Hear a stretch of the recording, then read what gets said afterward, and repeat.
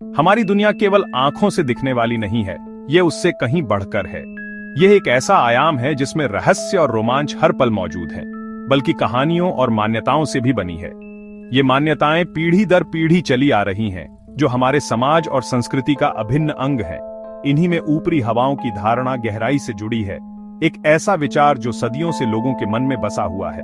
कुछ लोग इसे बुरी आत्मा, प्रेत या नकारात्मक ऊर्जा कहते हैं। ये अदृश्य शक्तियां मानी जाती हैं जो हमारे जीवन को प्रभावित कर सकती है। ये विश्वास केवल गांवों तक सीमित नहीं, बल्कि शहरों में भी गहराई से फैला है। आधुनिक जीवन शैली के बावजूद लोग आज भी इन शक्तियों में विश्वास रखते हैं। लोग मानते हैं कि कुछ अदृश्य शक्तियां हमारे जीवन को प्रभावित कर सकती है, अच्छा या बुरा। ये प्रभाव हमारे भाग्य, स्वास्थ्य और रिश्तों पर भी पड़ सकते हैं। दुनिया की लगभग हर संस्कृति में ऐसी शक्तियों की कहानियां मिलती हैं, चाहे वो पश्चिमी देशों के भूत प्रेत हों या पूर्वी देशों की आत्माएं, हर जगह इनका जिक्र है। हर कहानी अलग, पर मूल भावना वही, अज्ञात का भय और उससे उत्पन्न जिज्ञासा। यह डर हमें इन शक्तियों के बारे में और जानने के लिए प्रेरित करता है। जब किसी घटना का कारण समझ नहीं आता, तो मन उत्तर खोजता है, एक स्पष्टीकरण चाहता है जो उसे शांत कर सके, और ऊपरी हवाओं की धारणा उस उत्तर को एक रूप देती है। यह एक ऐसा स्पष्टीकरण है जो अज्ञात को झांत करने का प्रयास करता है। इस निबंध का उद्देश्य किसी विश्वास को सही या गलत ठहराना नहीं, बल्कि एक निष्पक्ष दृष्टिकोण प्रस्तुत करना है। बल्कि इस विषय की गहराई से पड़ताल करना है, इसके विभिन्न पहलुओं को समझना है। हम इस धारणा के पीछे के कारणों और प्रभावों को जानने की कोशिश करेंगे। हम तंत्र शास्त्र और विज्ञान दोनों के नजरिए से ऊपरी हवाओं की मान्यता को समझने की कोशिश करेंगे, ताकि एक समग्र दृष्टिकोण प्राप्त हो सके। आइए इस रहस्यमयी यात्रा की शुरुआत करें और ऊपरी हवाओं के सच को जानने का प्रयास करें, बिना किसी पूर्वाग्रह के, खुले मन से। इस वीडियो में दिखाई गई सभी जानकारी और कहानियां इंटरनेट रिसर्च पर आधारित हैं। इन कहानियों की सत्यता की पुष्टि नहीं की जा सकती है। हमारा उद्देश्य मनोरंजन करना है, किसी भी अंधविश्वास को बढ़ावा देना नहीं है। ऊपरी हवाओं की धारणा भारतीय समाज में गहराई तक समाई है। ये सिर्फ एक अंधविश्वास नहीं है, बल्कि एक जटिल विश्वास प्रणाली है जो पीढ़ियों से चली आ रही है। ऊपरी यानी बाहरी, हवा यानी अदृश्य, मिलकर बनती है एक ऐसी शक्ति जिसे महसूस तो किया जा सकता है, पर देखा नहीं। यह एक ऐसी शक्ति है जो हमारे चारों ओर मौजूद है, लेकिन हमारी सामान्य इंद्रियों से परे है। आमतौर पर इसे नकारात्मक माना जाता है, अतृप्त आत्मा जो भटक रही है और शांति की तलाश में है। भूत प्रेत या बुरी नजर का असर।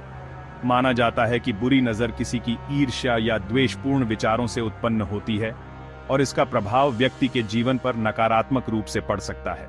जब किसी के व्यवहार में अचानक बदलाव आता है, जैसे कि चिड़चिड़ापन, उदासी या असामान्य हरकतें, तो शक इन शक्तियों पर जाता है। लोग सोचने लगते हैं कि शायद किसी ऊपरी हवा का साया है। गांवों से लेकर शहरों तक ऐसे किस्से आम हैं जहां लोग इन शक्तियों के प्रभाव की बात करते हैं, चाहे वह किसी अनजान जगह पर होने वाली घटना हो या किसी परिचित व्यक्ति में आया बदलाव, अचानक बीमारी जिसका कोई स्पष्ट कारण समझ में नहीं आता, घर में अजीब घटनाएं जैसे कि बिना किसी के छुए वस्तुओं का हिलना या अजीब आवाजें आना जो डर का माहौल पैदा करती हैं, या बिना कारण डर, एक ऐसी आशंका जो मन को बेचैन कर देती है और व्यक्ति को असहाय महसूस कराती है। ये कहानियां समाज में इस विश्वास को मजबूत करती हैं कि हमारे आसपास एक अदृश्य दुनिया है जो हमारे जीवन को प्रभावित कर सकती है। यह विश्वास पीढ़ी दर पीढ़ी मौखिक रूप से प्रसारित होता रहता है। कुछ स्थान, श्मशान, जहां जीवन और मृत्यु का मिलन होता है, पुराने खंडहर और समय जैसे आधी रात इन शक्तियों के लिए संवेदनशील माने जाते हैं, क्योंकि इस समय भौतिक और आध्यात्मिक दुनिया के बीच की रेखा धुंधली हो जाती है। गर्भवती महिलाओं और बच्चों को विशेष सावधानी बरतने की सलाह दी जाती है, क्योंकि उन्हें इन शक्तियों के प्रति अधिक संवेदनशील माना जाता है। इन मान्यताओं के अनुसार हर समस्या का एक सरल कारण मिल जाता है, ऊपरी हवा, जिससे जटिलताओं से भरी दुनिया को समझने में आसानी होती है। इससे जिम्मेदारी बाहरी शक्ति पर आ जाती है और समाधान के लिए ओझा या तांत्रिक की जरूरत पड़ती है, जो इन शक्तियों को नियंत्रित करने और नकारात्मक प्रभावों को दूर करने में सक्षम माने जाते हैं। इस तरह यह विश्वास एक सामाजिक और आर्थिक तंत्र को जन्म देता है, जिसमें ओझा और तांत्रिक महत्वपूर्ण भूमिका निभाते हैं और लोग अपनी समस्याओं के समाधान के लिए उन पर निर्भर रहते हैं। तंत्र शास्त्र के अनुसार सारा ब्रह्मांड ऊर्जा का खेल है। हमारा शरीर, विचार, भावनाएं सब ऊर्जा के रूप हैं। तंत्र मानता है कि ऊर्जा सकारात्मक या नकारात्मक हो सकती है। जब नकारात्मक ऊर्जा हावी होती है तो जीवन में समस्याएं आती हैं। ऊपरी हवाएं तंत्र के अनुसार नकारात्मक ऊर्जा का ही एक रूप है जो हमारे ऊर्जा क्षेत्र को प्रभावित करती है। तंत्र के अनुसार मृत्यु के बाद अधूरी इच्छाओं वाली चेतनाएं इस लोक में फंस जाती हैं और कमजोर ऊर्जा वाले लोगों से जुड़ जाती है। हर व्यक्ति का एक आभामंडल होता है जो कमजोर पड़ने पर नकारात्मक ऊर्जा के लिए रास्ता खोल देता है। तंत्र डराने की बजाय इन ऊर्जाओं को समझने और प्रबंधित करने का विज्ञान है। मंत्र, यंत्र और अनुष्ठान इसी ऊर्जा प्रबंधन के लिए हैं। तंत्र ऊपरी हवाओं को रहस्यमयी भय से निकालकर समझने योग्य ऊर्जा विज्ञान के दायरे में लाता है। तंत्र शास्त्र, जो कि गूढ़ ज्ञान और आध्यात्मिक प्रथाओं का एक विशाल भंडार है, हमें ब्रह्मांड की जटिलताओं और मानव अस्तित्व के रहस्यों के बारे में बताता है। इस प्राचीन विज्ञान के अनुसार ऊपरी हवाएं, जिन्हें बुरी आत्माएं भी कहा जाता है, वास्तव में अतृप्त चेतनाएं हैं जो भौतिक जगत और आध्यात्मिक क्षेत्र के बीच फंसी हुई हैं। इन अतृप्त चेतनाओं की उत्पत्ति अक्सर अकाल मृत्यु, किसी भयानक दुर्घटना या तीव्र भावनात्मक आघात के कारण होती है। जब जीवन अप्रत्याशित रूप से छीन लिया जाता है या जब कोई व्यक्ति गहरे भावनात्मक दर्द का अनुभव करता है तो आत्मा अपने सांसारिक बंधनों को आसानी से नहीं छोड़ पाती है। जब मृत्यु अचानक होती है या अधूरी इच्छाओं के साथ आती है तो चेतना को शांति नहीं मिलती और वह मुक्ति पाने के बजाय इस दुनिया में ही भटकती रहती है। यह एक ऐसी स्थिति है जहां आत्मा न तो पूरी तरह से जीवित है और न ही पूरी तरह से मृत, बल्कि दोनों के बीच एक अनिश्चित अवस्था में फंसी हुई है। संपत्ति के प्रति आसक्ति, गहरा प्रेम या तीव्र घृणा जैसी प्रबल भावनाएं भी आत्मा को इस भौतिक दुनिया से बांध सकती हैं, जिससे उसकी मुक्ति में बाधा आती है। ये भावनाएं एक अदृश्य श्रृंखला की तरह काम करती हैं, जो आत्मा को पृथ्वी से जोड़े रखती हैं। परिणाम स्वरूप वह आत्मा अपने प्रियजनों या अपने शत्रुओं के आसपास ही मंडराती रहती है, अपनी अधूरी इच्छाओं और अनसुलझे मामलों से बंधी रहती है। वह अपने पिछले जीवन के स्थानों और लोगों से एक मजबूत संबंध महसूस करती है, जिससे वह आगे बढ़ने में असमर्थ हो जाती है। कुछ विशिष्ट स्थान जैसे श्मशान घाट, कब्रिस्तान और अन्य अंतिम संस्कार स्थल स्वाभाविक रूप से इन अतृप्त आत्माओं को आकर्षित करते हैं। इसी तरह हिंसक घटनाओं वाले क्षेत्र या अंधेरी और सुनसान जगहें भी नकारात्मक ऊर्जा को आकर्षित करती हैं, जिससे वे ऊपरी हवाओं के लिए एक चुंबक बन जाते हैं। इन स्थानों में एक विशेष प्रकार का कंपन होता है जो अतृप्त आत्माओं को आकर्षित करता है। कमजोर मन वाले या भावनात्मक रूप से असुरक्षित लोग आसानी से इन नकारात्मक ऊर्जाओं को अपने साथ ले आ सकते हैं, जिससे वे ऊपरी हवाओं के प्रभाव में आ जाते हैं। इसलिए तंत्र में ऐसे स्थानों से बचने की सलाह दी जाती है, खासकर रात के समय जब नकारात्मक ऊर्जा अधिक प्रबल होती है। दुर्भाग्य से तंत्र का एक स्याह पक्ष भी है। कुछ तांत्रिक अपने स्वार्थ के लिए इन अतृप्त आत्माओं को वश में करते हैं और उन्हें दूसरों को नुकसान पहुंचाने के लिए भेजते हैं। यह एक बेहद खतरनाक और अनैतिक प्रथा है जो तंत्र के मूल सिद्धांतों के खिलाफ है। तंत्र शास्त्र इस तरह के दुरुपयोग की कड़ी निंदा करता है, लेकिन यह भी मानता है कि ऐसी संभावनाएं मौजूद हैं और इसलिए साधकों को हमेशा सतर्क और सावधान रहना चाहिए। तंत्र हमें सिखाता है कि ज्ञान और शक्ति का उपयोग हमेशा दूसरों की भलाई के लिए किया जाना चाहिए, न कि उन्हें नुकसान पहुंचाने के लिए। तंत्र के अनुसार जब नकारात्मक ऊर्जा किसी के ऊर्जा क्षेत्र में प्रवेश करती है तो शारीरिक, मानसिक और भावनात्मक स्तर पर बदलाव दिखते हैं। सबसे स्पष्ट लक्षण है व्यवहार में अचानक और अस्वाभाविक परिवर्तन। शांत व्यक्ति गुस्सैल या अजीब हरकतें करने लगता है। मानसिक स्तर पर अत्यधिक भय, बेचैनी, बुरे सपने, नींद में बोलना या चीखना और सामाजिक मेलजोल से दूरी।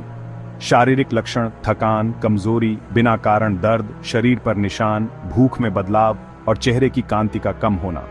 पूजा पाठ से दूरी, धार्मिक स्थलों से बेचैनी, घर में अजीब गंध और पालतू जानवरों का असामान्य व्यवहार भी संकेत हो सकते हैं। तांत्रिक इन लक्षणों को एक साथ देखकर तय करता है कि समस्या बाहरी ऊर्जा की है या किसी और कारण की। ये लक्षण तंत्र के लिए निदान का आधार बनते हैं। तंत्र में निवारण के 3 मुख्य चरण हैं: सुरक्षा, शुद्धिकरण और उपचार। पहले चरण में व्यक्ति और उसके घर के चारों ओर सुरक्षा कवच बनाया जाता है। मंत्रों से अभिमंत्रित धागे, ताबीज, यंत्र या सुरक्षा चिन्ह। दूसरा चरण है शुद्धिकरण। नींबू, मिर्च, नमक जैसी वस्तुओं से नजर उतारना या गंभीर मामलों में हवन यज्ञ करना। हवन की अग्नि और मंत्रों की ध्वनि से सकारात्मक ऊर्जा उत्पन्न होती है, जो नकारात्मक ऊर्जा को नष्ट करती है। तीसरा चरण है ऊर्जावर्धन। व्यक्ति को मंत्र जाप, ध्यान, रत्न धारण, सात्विक भोजन और सकारात्मक सोच की सलाह दी जाती है। देवी देवताओं की उपासना, विशेषकर काली, दुर्गा, हनुमान या भैरव को नकारात्मक शक्तियों के निवारण में प्रभावी माना जाता है। यह प्रक्रिया बाहरी उपायों के साथ साथ आंतरिक परिवर्तन पर भी जोर देती है। विज्ञान ऊपरी हवाओं को अलौकिक नहीं मानता, बल्कि मनोविज्ञान और मस्तिष्क की कार्य प्रणाली से जोड़कर देखता है। अचानक व्यवहार परिवर्तन, अजीब आवाजें सुनना या देखना, ये सिजोफ्रेनिया या अन्य मानसिक बीमारियों के लक्षण हो सकते हैं। मस्तिष्क में रासायनिक असंतुलन, मिर्गी, ब्रेन ट्यूमर या सिर की चोटें भी ऐसे अनुभव करा सकती हैं। डिसोसिएटिव आइडेंटिटी डिसऑर्डर में एक व्यक्ति के भीतर कई पहचानें हो सकती हैं, जिससे बाहरी लोगों को साया जैसा लगता है।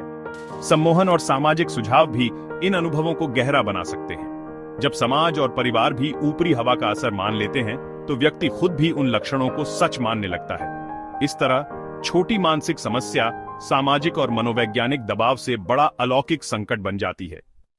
विज्ञान जैविक और पर्यावरणीय कारणों को भी इन अनुभवों के लिए जिम्मेदार मानता है। पानी में भारी धातु या पुराने घरों में फफूंद, ये न्यूरोलॉजिकल समस्याएं और भ्रम पैदा कर सकते हैं। इंफ्रासाउंड कम आवृत्ति की ध्वनि, बेचैनी, भय और किसी के होने का एहसास करा सकती है। इलेक्ट्रोमैग्नेटिक फील्ड में उतार चढ़ाव भी मस्तिष्क को प्रभावित कर सकते हैं, जिससे अजीब अनुभव होते हैं। पोषण की कमी, जैसे विटामिन B12 की कमी, डिप्रेशन, भ्रम और पैरानोइया जैसे लक्षण ला सकती है। स्लीप पैरालिसिस, नींद से जागते समय शरीर का जड़ हो जाना भी डरावने अनुभवों का कारण बन सकता है। विज्ञान दिखाता है कि कई रहस्यमयी घटनाओं के पीछे तर्कसंगत और प्राकृतिक कारण हो सकते हैं। हमने ऊपरी हवाओं के रहस्य को तंत्र और विज्ञान दोनों दृष्टिकोणों से देखा। तंत्र इसे नकारात्मक ऊर्जा और अतृप्त चेतनाओं का खेल मानता है, जो सदियों के विश्वास और अनुभव पर आधारित है। विज्ञान हर अनुभव को प्रमाण और तर्क की कसौटी पर तौलता है, मानसिक बीमारियों, पोषण की कमी और पर्यावरणीय कारकों के रूप में। तो क्या ऊपरी हवाएं सच में होती हैं या वे केवल मन का वहम है? शायद सत्य दोनों के बीच कहीं छिपा है। कुछ घटनाएं तंत्र के अनुसार वास्तव में मनोवैज्ञानिक या जैविक हो सकती है, और विज्ञान भी हर चीज को नहीं समझ पाया है। अंतिम निर्णय पाठक को करना है। जरूरी है कि हम दोनों पक्षों को समझें और संतुलित दृष्टिकोण अपनाएं। सत्य की खोज तर्क और विश्वास दोनों के सम्मान से ही पूरी हो सकती है।